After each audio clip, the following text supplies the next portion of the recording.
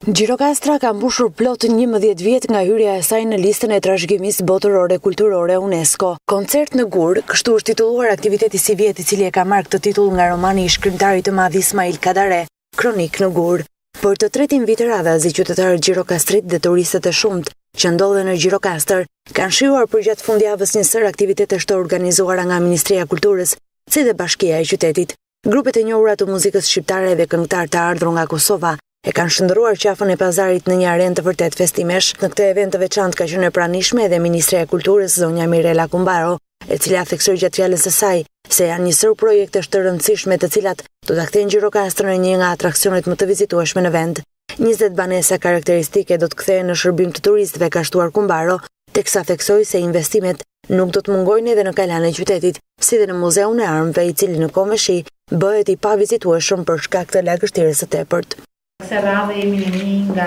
etapat më të bukura që Ministria e Kulturës organizon bashkë me Bashkinë e Gjirokastrës, me cilën jemi në një bashkëpunim shumë ngushtë tashmë që prej gati një viti, kur kemi firmosur dhe marrëveshjen e përbashkët,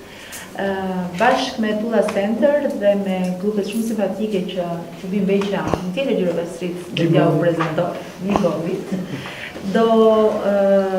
marrsistojmë sot në etapën e dytë të koncertit në Gur, një traditë në fakt që ka filluar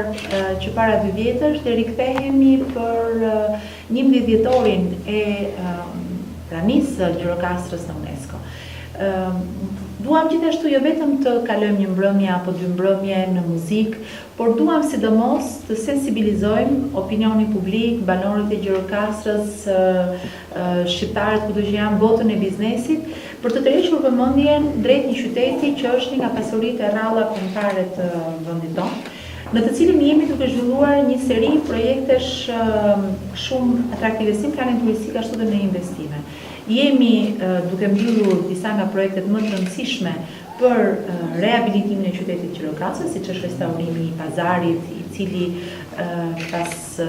2-3 muaj do të fillojë të krijojë një kantier të madh.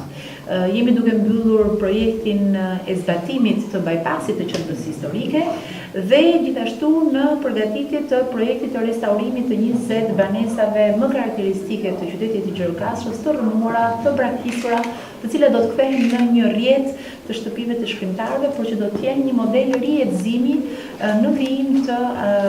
projektit pilot që ne kemi bërë në fakt bashkë me Bashkinë për shtëpinë Kadare.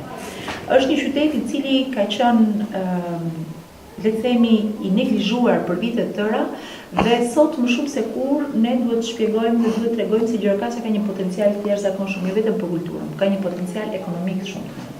Kështu që të gjitha mënyrat, të gjitha aktivitetet dhe të gjitha metodat duhen përdorur për të kthyer vëmendjen drejt këtij qyteti që duhet jetë zemra e turizmit shqiptar. Kjo është arsye pse sonte ne jemi në kalan e Gjirokastrës, ku skena që ne rindërtuam të re për festivalin një vit më parë, do të vazhdojë të mbetet një skenë aktivitetesh të tjera për të gjitha llojet dhe të gjitha gjinimet. Festimet kanë vijuar deri në orët e para të mëngjesit, ku në ritmet e muzikës live, qytetarët kanë shijuar një fundjavë krejt ndryshe.